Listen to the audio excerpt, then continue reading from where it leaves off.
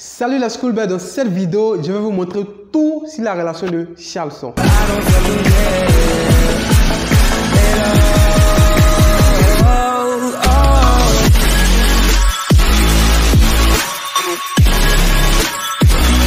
C'est quoi la relation de Charles?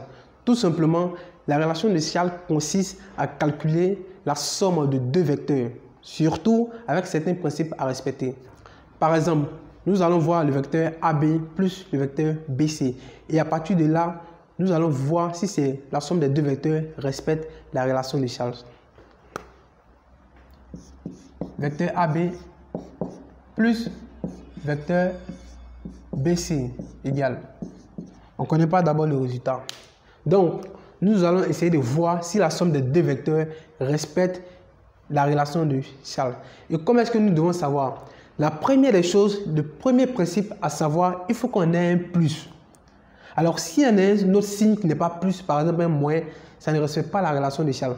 Peut-être qu'on doit transformer pour trouver un plus. Ça, c'est la première des choses. La deuxième des choses, il faut que ce plus sépare deux lettres égales. C'est-à-dire que vu qu'ici on a B, forcément ici aussi on doit avoir B. Si on avait par exemple A ici, il était obligatoire d'avoir A ici pour qu'on respecte la relation de Charles. Alors, bien évidemment que ça respecte. Donc, pour trouver le résultat, c'est beaucoup plus simple. On prend le début et on prend la fin, c'est fini. Donc, ça devient maintenant vecteur AC. C'est tout. Mais nous allons voir trois petits exemples. Donc, voici ici les trois petits exemples. D'abord, voici le premier cas d'exemple, le deuxième et le troisième cas d'exemple. Je suis sûr qu'après ces trois exemples, vous ne serez plus bloqué dans les calculs de vecteurs. Alors, on va essayer pour calculer le premier cas. Ici, on nous dit vecteur BC plus vecteur AB égale à combien? Et on va essayer de voir d'abord si ça respecte l'égalité de Charles. Donc, ici, il y a plus. On est d'accord, on est bon. Ensuite, ici, à BC plus AB. Alors qu'on a dit l'égalité de Charles, il faut que le plus sépare les deux lettres égales. Et malheureusement, ce n'est pas le cas parce qu'ici, on a C et ici, on a A. Mais on peut s'arranger de telle sorte que le plus sépare les deux lettres égales. Et comment est-ce qu'on doit faire?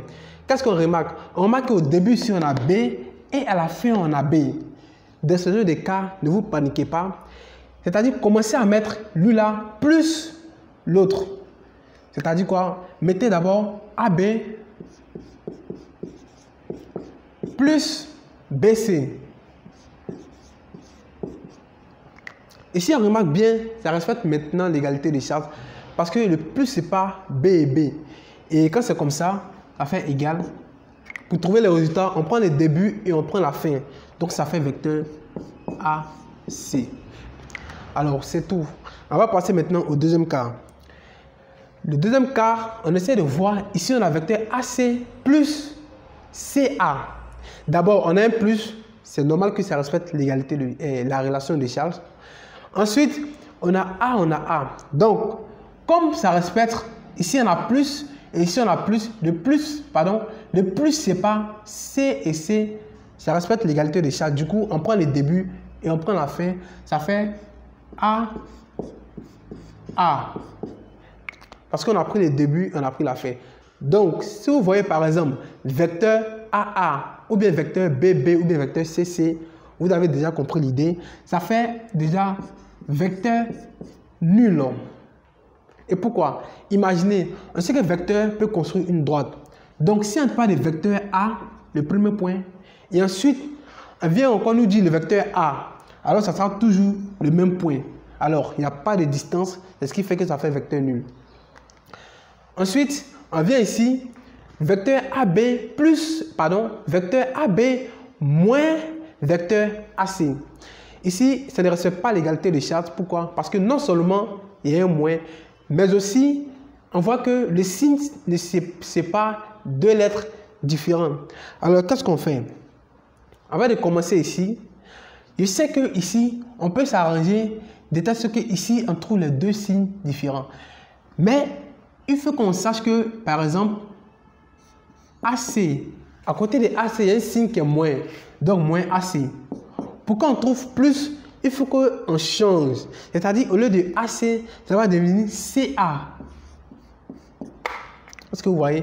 Donc, si on change, ça change de signe. Est-ce que vous voyez? Donc, moins AC, ça devient plus CA. Donc, ça va devenir AB, vecteur AB, plus vecteur CA. Donc là, on a plus. On est bon, mais on n'est pas toujours satisfait parce que le plus ne sépare pas les deux lettres égales. Mais si on ne s'épanouit pas, on a dit ici que lorsque, ici, la lettre commençant par B et qui finit par B, on ne fait que changer. C'est-à-dire, lui, on le met avant l'autre. C'est pareil de là-bas. Pourquoi? Parce qu'ici, on voit que la lettre qui commence c'est A et la lettre qui finit aussi c'est A.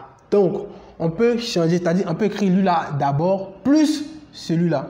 Alors, ce qui va donner CA plus AB. Voilà. Donc, on a plus, ça respecte. On a le plus qui sépare les deux lettres égales, ça respecte aussi. Donc, on prend le début et on prend la fin. Alors, ça va donner immédiatement vecteur CB. Voilà. Pour tester vos connaissances réellement, si vous avez compris ces 3 cas, je vais mettre 4 petits exercices et ensemble, on va réfléchir pour trouver les résultats. Donc, nous allons maintenant tester nos connaissances à travers les 4 petits exercices. Donc, comme il est dit ici, complète en respectant la relation de Charles. Alors, ici, on nous dit CD vecteur égale à A plus A, point. Voilà. Donc, qu'est-ce qu'on va faire? Nous, on sait que le résultat ici, c'est le début et c'est la fin. Donc, ça, c'est le début. Le C marque le début de la relation. Ici, et le D marque la fin de la relation. Et c'est tout pour ce premier cas. L'explication de la plus petite partie. Donc, CD. Le C, comme c'est le résultat, lui marque le début et le D, il marque la fin. C'est tout. Facile. Alors, on vient pour le deuxième.